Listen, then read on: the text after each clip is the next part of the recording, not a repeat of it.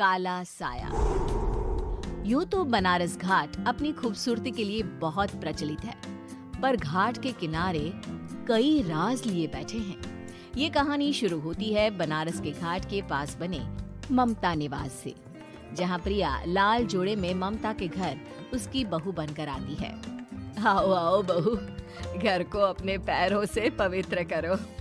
ममता घर की दहलीज पार कर ही रही होती है कि अचानक एक बहुत गंदी सी बास पूरे घर में फैल जाती है।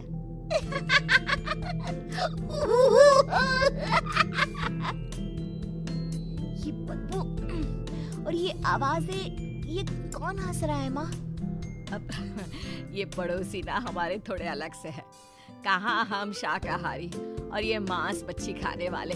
छोड़, तू ध्यान मत दे और गृह प्रवेश कर। और हाँ बहू, अपनी सास की एक बात हमेशा याद रखना, इन पड़ोसियों से तो कभी बात नहीं करेगी। अच्छे लोग नहीं है ये।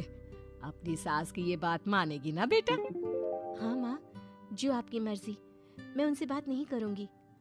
अगले दिन प्रिया अपनी पहली रसोई बनाने रसोई घर में जाती है। ये छोकी बात तो नाक में जा रही है।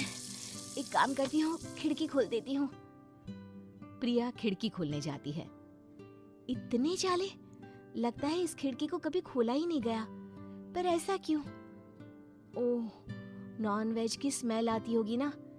2 मिनट के लिए खोल लेती हूँ, फिर बंद कर दूंगी। प्रिया खिड़की खोलती है। खिड़की खोलते ही उसकी नजर सामने वाले घर की खिड़की पर पड़ती है, जहाँ एक लड़की खड़ी होती है।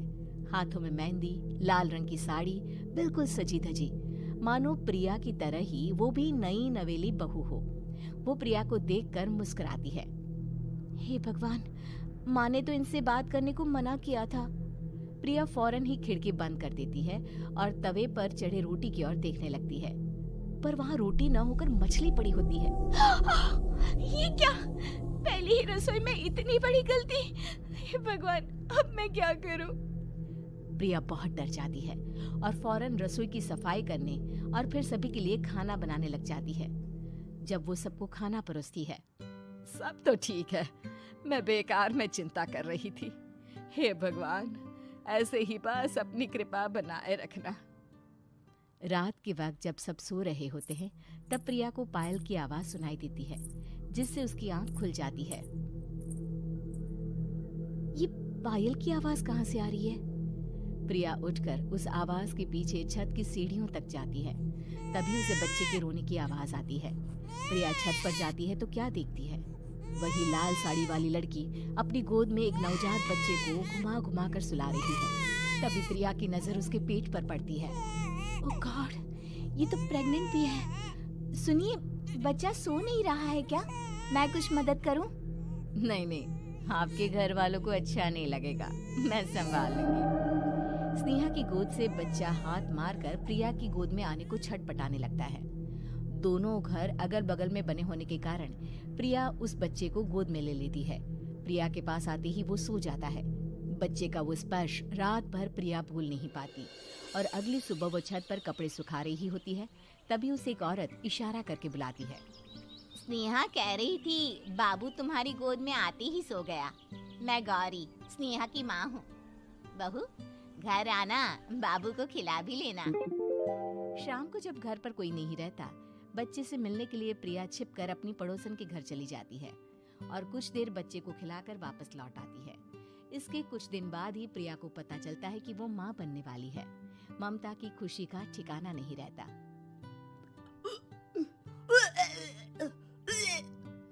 माँ जी, पता नहीं क्यों उल्टी आ रही है।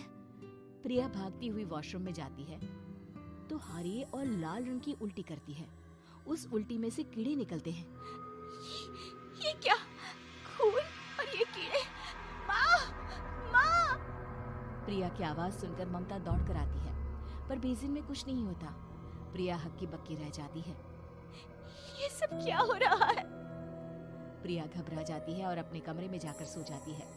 डर के कारण वो इतनी थक जाती है कि उसकी आंख लग जाती है। तब उसे ऐसा लगता है उसके पेट पर मानो कोई बैठा हुआ हो। कौन हो? प्रिया के पेट पर एक 5 महीने की बच्ची बैठी हुई थी, जो बुरी तरह जली हुई थी। माँ, तुम ही मुझे लाई ना अपने पेट में। मैं तुम्हारी माँ नहीं हूँ। कौन हो तुम? माँ, देखो मैं जल गई बुरी तरह से। 6 महीने पेट में रहने को भी मुझे नहीं मिला। सहला दो ना माँ। बचाओ, बचाओ, माँ। ममता दौड़कर कमरे में आती है। प्रिया की बातें सुनकर वो सब समझ जाती है। तू कहीं बगल वाले घर में तो नहीं जाकर आई ना बहू? मुझे माफ कर दो, मैं गई थी माँ। उस घर में सब मरे हुए हैं बहू। कई साल पहले स्नेहा उस घर में बहू बनकर आई थी। कुछ ही दिन में वो एक बच्चे को जन्म देने वाली थी। पूरा घर बच्चे के आने की खुशी में खोया था कि एक दिन अचानक उस घर में आग लग गई। सब बुरी तरह जलकर मर गए।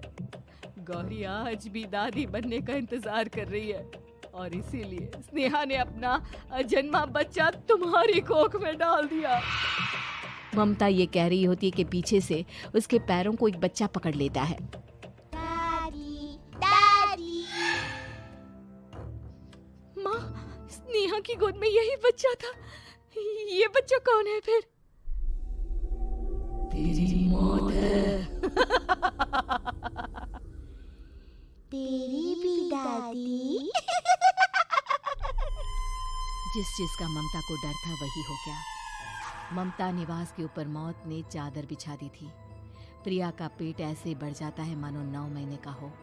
2 हाथ उसके पेट से बाहर निकलते हैं। बहू, संतोष को फोन कर, किसी पंडित जी को बुला बहू। प्रिया का पति भागता हुआ घर आता है। ये तो होना ही था माँ। तेरा पाप तेरे सामने आ गया तो तू सह नहीं पा रही है। स्नेहा घर में आग लगी नहीं थी, माँ ने लगाई थी, प्रॉपर्टी की लालच में। और वो बच्चा मेरी पहली पत्नी का बच्चा है, मेरा बेटा, जो कि उस आग की चपेट का शिकार हो गया था। मैंने तुमसे ये सब माँ के कहने पर छुपाया था। मुझे माफ कर दो प्रिया। तुम अगर चाहो तो यहाँ से जा सकती हो। मैं तुम्हें किसी भी बंधन में रखना नहीं चाहता। मेरी शादी हुई है आपसे, मैं आपको छोड़ नहीं सकती, पर उससे पहले हमें स्नेहा, उसकी माँ और बच्चे की आत्मा की शांति करवानी होगी। संतोष और ममता गौरी के घर जाते हैं। अंदर सब कुछ जला हुआ होता है। जमीन पर जली हुई लाशें बिखरी हुई थी। ममता रो रो कर अपनी करने की माफी गौरी से मांगती है। प्रिया स्नेहा के घर वालों का अंतिम संस्कार करवा देती है और ममता निवास फिर से आत्माओं के साए से मुक्त हो जाता है।